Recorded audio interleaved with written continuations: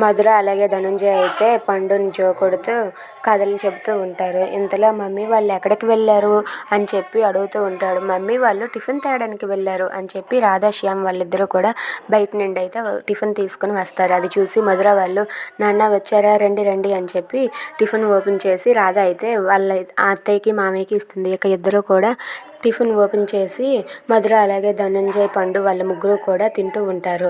తింటూ ఉండగా అమ్మ రాధ మీరు కూడా తినండి అని చెప్పి మధుర అంటుంది. లేదత్తయ్య ముందు మీరు తినండి, తర్వాత మేము తింటామని చెప్పి రాధ అంటుంది. తినండి అమ్మ, అలా ఖాళీ కడుపుతో కూర్చోకూడదు, మీరు కూడా తినండి అని చెప్పి వాళ్ళైతే వాళ్ళ టిఫిన్ తినేస్తారు. తినేసాక ఆ కవర్లో చూసేసరికి టిఫిన్ అయితే ఉండదు.